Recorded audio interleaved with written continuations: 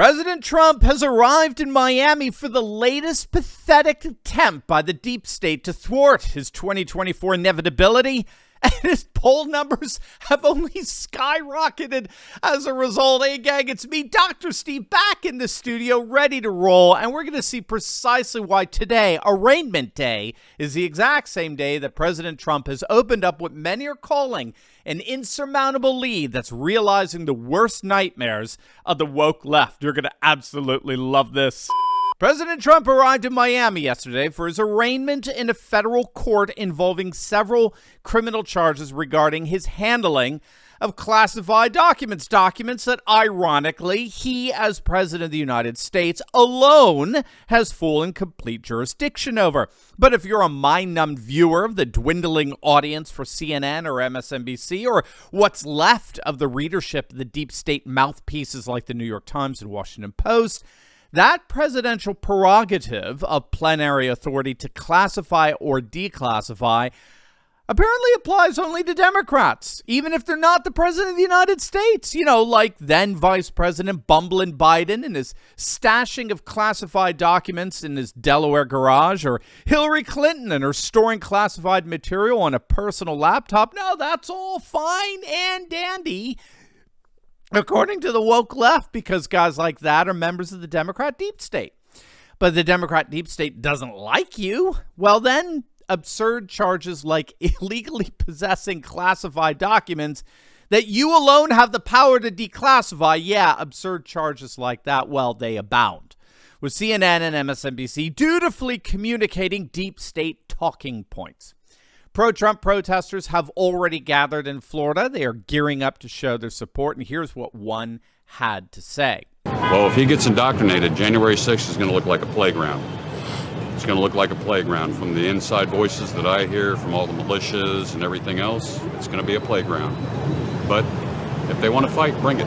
I mean, I watched Kamala Harris in Orlando. I watched Antifa throw bottles, spit on my child, throw stuff at us. They told us to refrain ourselves. Really? Okay. But it is what it is, you know. This country's so left right now, but we got to bring it back to the right. We got to get right on the right path. We got to bring everything back. If we don't, we're going to crumble. Yeah, and as it turns out, it appears that patriots all across the nation feel the same way. Trump's poll numbers are out, his post-second indictment poll numbers, and they're absolutely through the roof. The latest CBS poll has Trump skyrocketing to over 60% approval. He's opened up his biggest lead yet over the pack of Republican contenders with a whopping 40-point lead. The CBS poll is corroborated by the latest TIPP poll that shows Trump opening up a 36-point lead over the pack with an overall support of 55%. Let me translate that for you, all right? As the Western Journal rightly points out, that lead is what we call insurmountable, okay? Let's just cut to the chase in all of this. That lead that Trump has opened up over his fellow Republican contenders, including DeSantis, is absolutely insurmountable. I literally don't have any clue what these other Republican contenders think they're going to get out of this, other than money, all right, a few feudal dollars of what's left of the GOP's donor class. They're going to get money, and they're going to get some fabricated glowing coverage from CNN and MSNBC as those Republicans brave enough to challenge Orange Man bad, like Mitt Romney, right?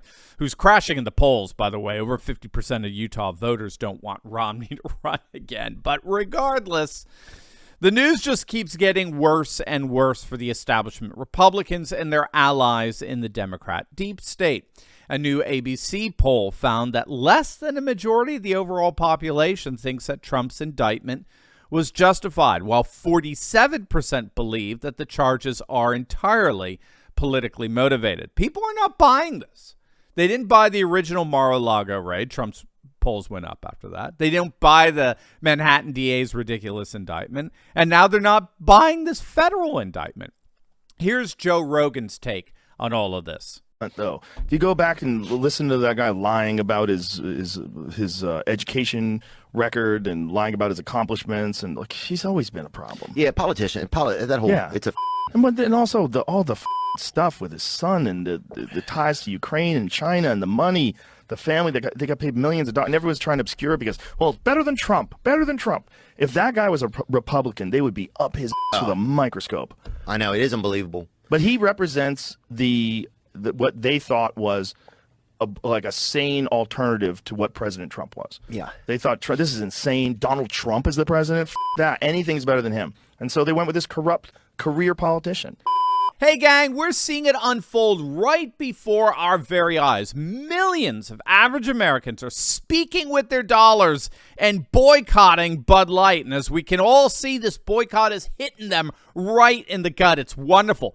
Bud Light pushed their woke agenda through Dylan Mulvaney, and we, the little guys, responded with a massive boycott, resulting in billions of dollars lost because of their woke leftist ideology. But boycotts are not enough. We need boycotts as well. We need to be supporting those patriot businesses that defend our values, all the while crushing woke corporations. It's time to stand and fight, and you can do that by clicking on the link below and visiting our amazing friends over at Patriot Switch. Patriot Switch gives us the ability to walk away from woke consumer product companies and instead shop at only conservative-supporting, patriot-owned, American-made consumer product companies. So what are you waiting for, gang? Join our little guy boycott movement now at patriotswitch.com/Turley to help stick it to the woke left. Yeah, Rogan's takeaway in that is absolutely key to all this. For the vast majority of people in the country, they're asking the question, what the heck has Trump done that the rest of you corrupt politicians haven't? I mean, this is what makes the legacy media's pathetic and vain attempt at spinning this, making this hard and stark contrast between Trump's handling of classified material and Biden and Hillary Clinton's blatantly illegal handling of comparable material, but they were so good. It makes it so ludicrous. I mean, it's blatantly ludicrous. And it's not swaying anyone, as you can see with the Joe Rogan comments. Now, if that's true of the general public, I mean, what on earth do you think's going on with the Republican electorate? What does this Republican donor class think could possibly come out from all of this? As I understand it, the only reason why Ron DeSantis is running, or anyone else for that matter, is that the Republican donor class, the very class that was most upset by Trump taking over the Republican Party, which they thought was their party, right? Remember, both the Republican Party and the Democratic Party, they're both corporations, bought and paid for by a donor class. And one of the reasons why Trump is so hated by the National Review wing of the Republican Party is because he basically circumvented the donor class and took over the party and wrenched control away from their personal interests, which of course involved open borders for cheap labor, unending military spending for defense contracts, and the multi-billion-dollar military-industrial complex that the likes of Halliburton was such a notorious part of via Dick Cheney. And so this donor class has been trying to get rid of Trump for, of course, the last several years. And they've convinced DeSantis and Chris Christie and Nikki Haley that these indictments are going to somehow derail the Trump campaign. When in point of fact, as we predicted all along, in point of fact, they're only making him stronger. So the political class appears to be completely out of touch with reality here. They actually think that racking up indictments against Trump is going to make him politically weaker, when in reality, they're only making him politically stronger. I mean, I don't think there's anything that more demonstrates the radical gap or chasm that exists between the people and the permanent political class than these indictments against Trump. The gulf between the two populations could not possibly be greater in terms of attitudes and expectations surrounding these indictments. So obviously we'll continue to keep our eye on how things develop here. But as things stand, to the horror of the donor class and the deep state alike, all these indictments are ultimately doing is making the threat of a second Trump presidency even stronger. Hey gang, I know what it's like to feel alone out there in these turbulent times, but I broke free. If you too have been looking for a community with like-minded patriots who are serious about resisting globalism, building a parallel economy, and having intelligent and deep fellowship on a regular basis, then you've come to the right place.